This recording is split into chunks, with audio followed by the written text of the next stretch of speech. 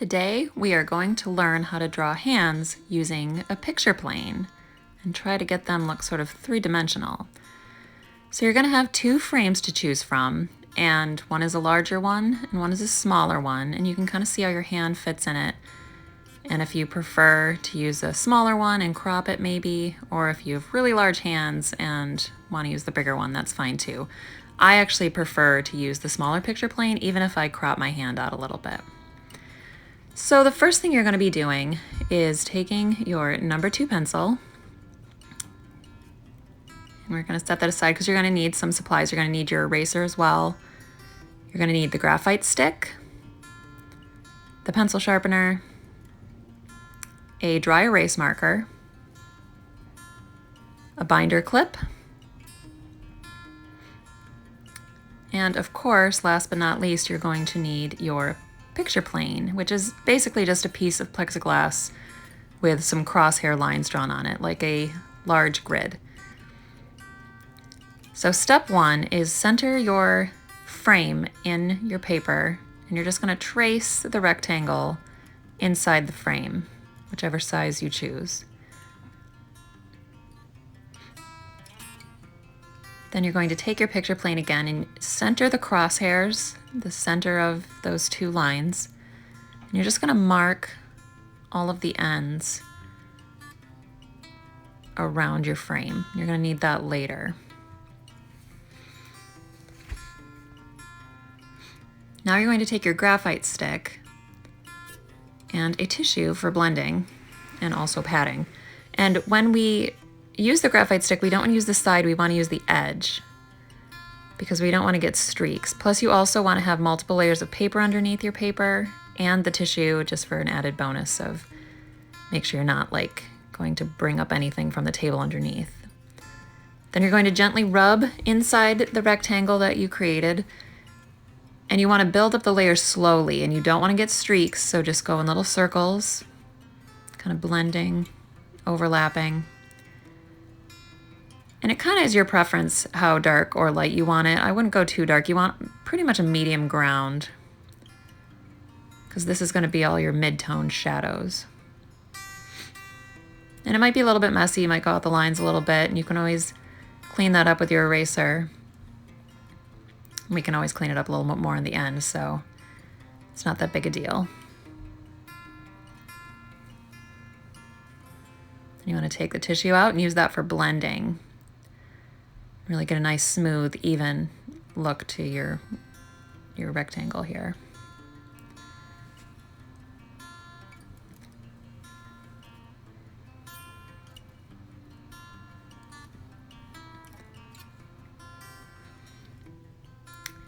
Okay, you're going to take your picture plane again and you're going to use it as a ruler. And remember we drew those two little dots that sort of mark our crosshairs. You want to connect the dots, but you don't want your line to be too dark because you want it to blend in later in your drawing. You don't want to end up seeing this big grid in the middle of your hand drawing. So draw it light enough that you can see it, or dark enough that you can see it, but light enough that you know that you can kind of blend it in later. It's about like that. Now we're going to be taking our picture plane, and you're also going to need your frame that you chose. You're going to attach it with a binder clip.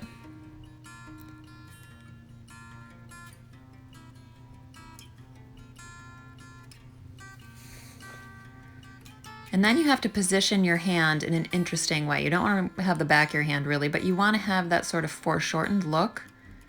So you do need some of your fingers bent. If it goes outside the frame, that's all right. Sometimes that makes it look more interesting. Then you're going to take your dry erase marker and you need to close one eye. This is a very important step. You have to close one eye so that you can flatten the image on the picture plane. And then you're going to trace your hand. And I've done this many times, so I'm going to go pretty fast, but you can definitely take your time. If you mess up, you can obviously erase it. You can go back over it. Do it multiple times till you get an image that you're happy with. Don't just settle for something. And it's going to look a little off from your perspective in the video, but from where I'm sitting when I'm drawing it, it matches my hand perfectly. You want to make sure you get all the details, your fingernails that you see. If you're wearing rings, include the rings, the wrinkles. And obviously you'll be looking at your hand to draw later as well, so a lot of those really little details you'll be getting later. So you want to get the basic positioning and the outline of your hand. With some of the extra wrinkles.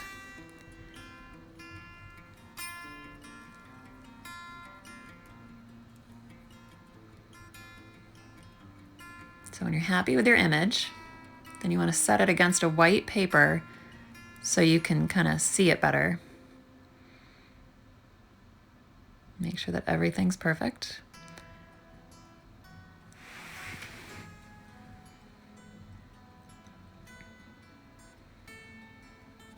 And now you're going to bring back your ground that you prepped. And you can see that the crosshairs in the plexiglass and the picture plane match the crosshairs in your drawing. So it's basically a big grid drawing with 4 sections of the grid. So you want to match up where your hand starts in relation to the grid. You think how far from the edge of the frame, how far above the horizontal line, how close to the top of the frame does the thumb go. Then you start the next line, how close to the middle crosshair does the pointer finger go, and how far is the spacing. So you want to look at relationships and spaces in regarding those crosshairs and the frame.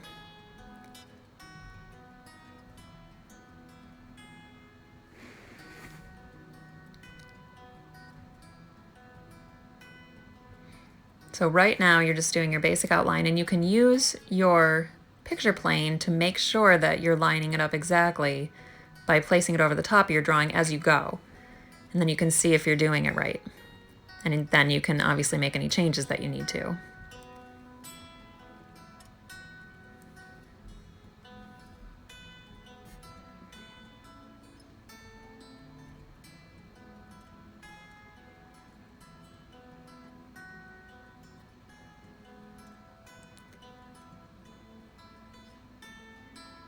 And then line up again based on spaces, how close to the edge is your drawing on your picture plane.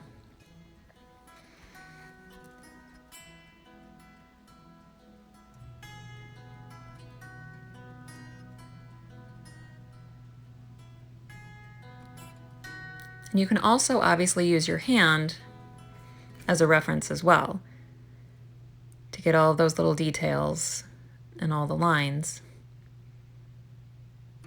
But then keep referring back to your drawing on the picture plane and lining it up to make sure that you have the position accurate and the size correct.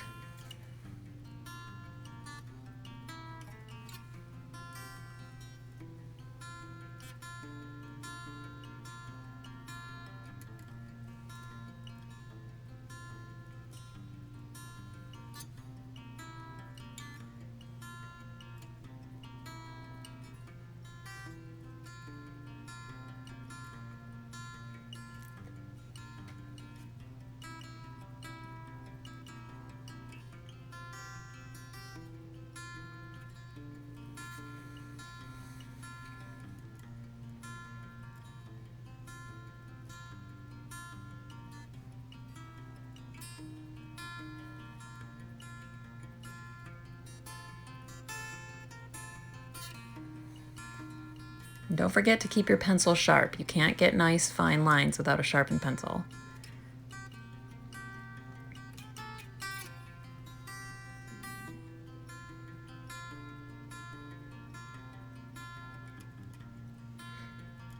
Now once your drawing is complete and you have an outline of your hand, you are going to shade the rest of the hand a little bit more. This is a different drawing I had done previously as a class demo.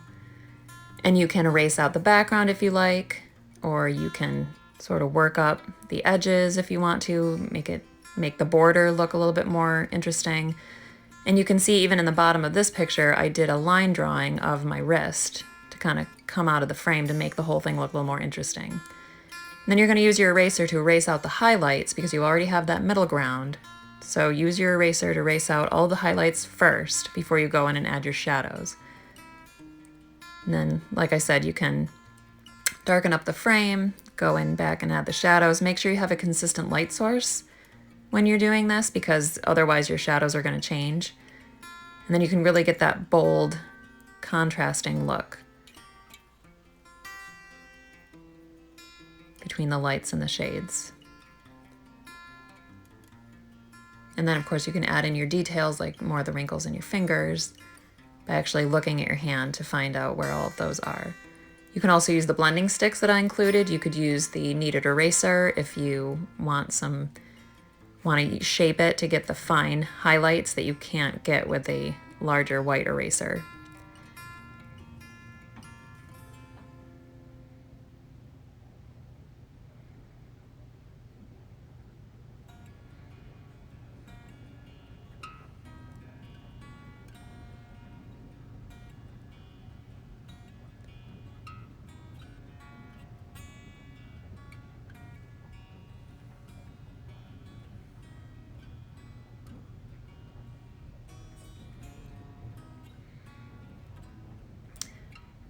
These are a few other ones that I had done or that are in progress. A lot of my demos don't end up getting finished, unfortunately. But you can see different positions of the hands. With usually the fingers are bent, a little more shading between some of the fingers.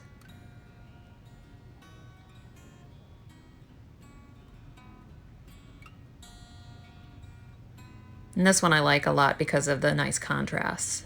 So there you go.